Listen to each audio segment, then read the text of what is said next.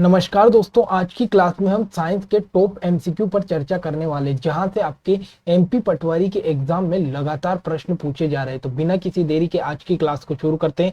सबसे पहला क्वेश्चन आपके सामने आता है कि सबसे बड़ी आंखें किस स्तनधारी प्राणी की होती है। मोस्ट इंपोर्टेंट क्वेश्चन है दोस्तों। तो अगर हम बात करें हिरण की, तो याद रखना हिरण एकमात्र ऐसा स्तनधारी है जिसकी आंखें सबसे बड़ी है। मोस्ट इंपोर्टेंट क्वेश्चन है, हिरण ऐसा स्तनधारी है जिसकी आंखें सबसे बड़ी है। अगला क्वेश्चन, आज कार्बन डाइऑक्साइड के उत्सर्जन में सर्वाधिक योगदान देने वाला देश कौन सा है। मोस्ट इंपोर्टेंट क्वेश्चन है दोस्तों कि जो कार्बन डाइऑक्साइड है, इस कार्बन डाइऑक्साइड का उत्सर्जन सबसे ज्यादा कौन सा देश कर रहा है। तो याद रखना है संयुक्त राज्य अमेरिका जो है, इस अमेरिका में कार्बन डाइऑक्साइड का उत्सर्जन सबसे ज्यादा हो रहा है। अगला, निम्नलिखित में से किस उद्योग में अभ्रक कच्चे माल के रूप में यूज होता है। मोस्ट इंपोर्टेंट क्वेश्चन है दोस्तों कि जो अगर हम बात करें विद्युत उद्योग की, तो जितने भी विद्युत के उपकरण है या जितने भी विद्युत उद्योग है, उनमें जो अभ्रक है, इस अभ्रक का कच्चे माल के रूप में यूज किया जाता है। ये इंपोर्टेंट क्वेश्चन कई बार परीक्षा में पूछा गया है। अगला,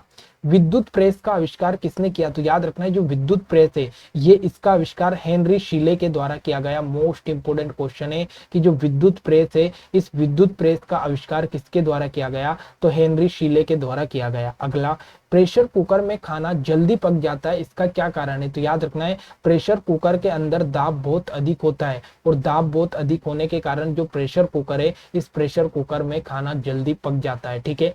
अगला क्वेश्चन, प्रत्येक क्रिया के बराबर विपरीत दिशा में एक और प्रतिक्रिया होती है, ये न्यूटन का कौन सा नियम है। मोस्ट इंपोर्टेंट क्वेश्चन है, न्यूटन के नियम से लगातार क्वेश्चन पूछे जाते हैं। तो याद रखना है प्रत्येक क्रिया के विपरीत प्रतिक्रिया, ये कौन सा नियम है। तो न्यूटन का जो तीसरा नियम है, ये बताता है कि प्रत्येक क्रिया के एक विपरीत क्रिया होती है। ठीक है। अगला, तांबा या कॉपर का शत्रु तत्व कौन सा है। मोस्ट इंपोर्टेंट क्वेश्चन है दोस्तों कि जो तांबा है, इस तांबा का शत्रु तत्व किसे माना गया। तो गंधक जो है, ये तांबा को नष्ट कर देता है, इसीलिए तांबा या कॉपर का जो शत्रु तत्व है, ये गंधक को माना गया। अगला, उगते व डूबते समय सूरज लाल प्रतीत होता है क्योंकि। मोस्ट इंपोर्टेंट क्वेश्चन है दोस्तों। आपने देखा होगा जब भी सूर्य उदय होता है या अस्त होता है, तो उस समय बहुत ही ज्यादा लाल दिखाई देता है। तो इसका कारण क्या है कि जो लाल रंग है, इस लाल रंग का प्रकीर्णन सबसे कम होता है। मोस्ट इंपोर्टेंट क्वेश्चन है कि लाल रंग का जो प्रकीर्णन है, ये सबसे कम होता है, इसीलिए जो सूरज है वो लाल दिखाई देता है। अगर आपसे पूछे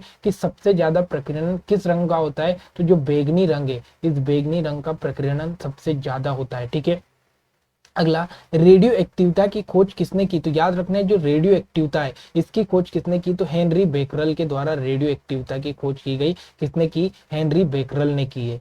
अगला क्वेश्चन, कारों, ट्रकों और बसों में ड्राइवर की सीट के बगल में कौन सा दर्पण लगा होता है। मोस्ट इंपोर्टेंट क्वेश्चन है कि जो आपने देखा होगा कि कार है, ट्रक है और बस है, उसमें जो ड्राइवर है, इस ड्राइवर के बगल में एक दर्पण लगा होता है, तो वो कौन सा होता है। तो वो उत्तल दर्पण होता है। मोस्ट इंपोर्टेंट क्वेश्चन है कि कार, बस और ट्रक में जो दर्पण लगा होता है, वो उत्तल दर्पण होता है। अगला, ऐसे तत्व जिनमें धातु, अधातु और दोनों के गुण पाए जाते हैं, वो कहलाते हैं। तो ऐसे तत्व जिनमें धातु और अधातु दोनों के गुण पाए जाते हैं, उन्हें बोला जाता है उपधातु। क्या बोला जाता है। तो उन्हें उपधातु बोला जाता है। ये क्वेश्चन इंपोर्टेंट है। कार, ट्रक और बस में ड्राइवर के बगल में कौन सा शीशा लगा होता है। तो उत्तल दर्पण लगा होता है। अगला, वनस्पति विज्ञान के जनक है। मोस्ट इंपोर्टेंट क्वेश्चन है कि जो वनस्पति विज्ञान है, इस वनस्पति विज्ञान के जनक कौन है। तो याद रखना है बोटनी के जनक कौन है। तो थियोफ्रेट्स जो है, थियोफ्रेट्स वनस्पति विज्ञान के जनक है। ये मोस्ट इंपोर्टेंट क्वेश्चन है। अगला, निम्नलिखित में से किसमें ध्वनि की चाल सबसे अधिक होती है। तो याद रखना है जो ध्वनि की चाल है,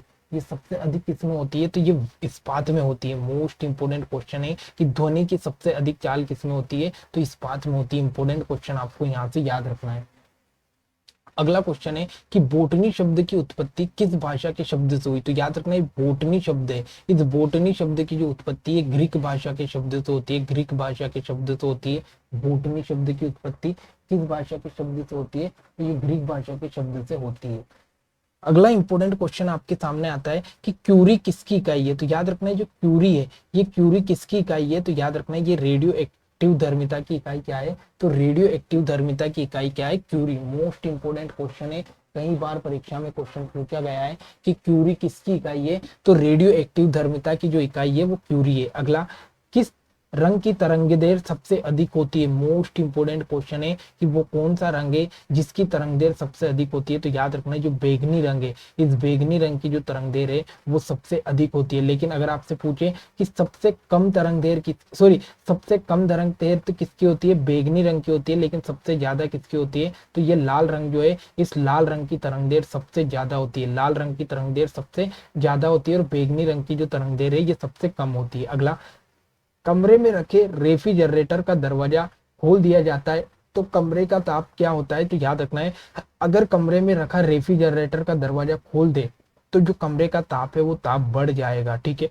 अगला, इंद्रधनुष में कितने रंग होते हैं? तो आप सभी जानते हो कि इंद्रधनुष में 7 रंग होते हैं। अगर इंद्रधनुष में 7 रंग होते तो इन 7 रंगों के बारे में इंपॉर्टेंट बात ये रखना कि एक आता है आपका तरंगदैर्घ्य।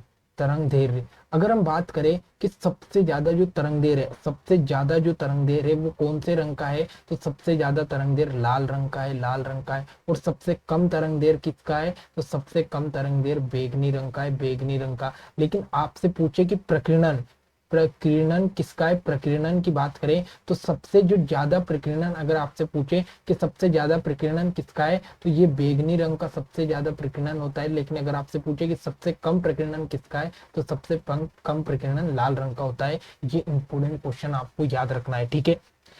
अगला, दूरदृष्टि दोष से पीड़ित व्यक्ति को, मोस्ट इंपोर्टेंट क्वेश्चन है दोस्तों, कि कोई भी व्यक्ति अगर दूरदृष्टि दोष से पीड़ित है तो उसको क्या होगा? तो उसको निकट की वस्तु दिखाई नहीं देगी। मोस्ट इंपोर्टेंट क्वेश्चन है, अगर कोई भी व्यक्ति जिसे दूरदृष्टि दोष है तो उसे दूर की वस्तु तो स्पष्ट दिखाई देगी लेकिन जो उसके निकट होगी उस वो वस्तु क्लियर नहीं दिखाई देगी। अगला क्वेश्चन है कि किताब के ऊपर रखे किसी लेंस को ऊपर उठाने पर यदि मुद्रित अक्षरों का आकार बढ़ाता हुआ दिखाई देता है तो उस लेंस को क्या कहते हैं? मोस्ट इंपोर्टेंट क्वेश्चन है कि अगर आपकी किताब पर कोई भी लेंस रखा हुआ है और अगर आप उसे धीरे धीरे ऊपर उठाओगे तो जो अक्षर का आकार है वो बढ़ता हुआ दिखाई देगा। तो याद रखना वो कौन सा लेंस है? तो वो उत्तल लेंस है। ये मोस्ट इंपोर्टेंट क्वेश्चन है कि वो उत्तल लेंस है। अगला, यदि किसी लेंस से अक्षरों का आकार छोटा दिखाई देता तो वो कौन सा लेंस है? तो वो अवतल है। अक्षर बड़े दिखाई दे रहे तो उत्तल लेंस, छोटे दिखाई दे रहे तो अवतल लेंस।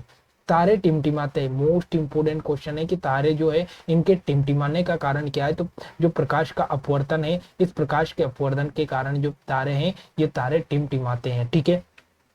अगला, मांसपेशियों में निम्नलिखित में से किसके एकत्र होने से थकान होती है? मोस्ट इंपोर्टेंट क्वेश्चन है दोस्तों, अगर आपकी मांसपेशियों में लैक्टिक अम्ल का जमा हो गया तो आपको थकान महसूस होगी। मोस्ट इंपोर्टेंट क्वेश्चन है दोस्तों, अगर बहुत ही ज्यादा आप काम करते हो तो आपकी मांसपेशियां जो है इनमें लैक्टिक अम्ल का जमा हो जाता है और जब आपकी मांसपेशियों में लैक्टिक अम्ल जम जाता है तो आपको थकान महसूस होने लगती है। मोस्ट इंपोर्टेंट क्वेश्चन है और लैक्टिक अम्ल याद रखना है। अगला, प्रकाश वर्ष होता है तो याद रखना है एक प्रकाश वर्ष द्वारा तय की जाने वाली दूरी। मोस्ट इंपोर्टेंट क्वेश्चन है कि जो प्रकाश वर्ष क्या है? तो एक वर्ष में प्रकाश द्वारा तय की जाने वाली क्या होती है? दूरी। मतलब प्रकाश वर्ष क्या नापता है? तो ये दूरी नापने का काम करता है कि एक वर्ष में प्रकाश के द्वारा कितनी दूरी तय की गई। अगला, समुद्र की गहराई नापने के लिए किस उपकरण का उपयोग किया जाता है? तो याद रखना है समुद्र की जो गहराई है उसको नापने के लिए फेदोमीटर का यूज किया जाता है। किसका यूज किया जाता है? फेदोमीटर का। अगला, कंप्यूटर की आईसी चिप किस पदार्थ की बनी होती है? मोस्ट इंपोर्टेंट क्वेश्चन है कि कंप्यूटर की जो आईसी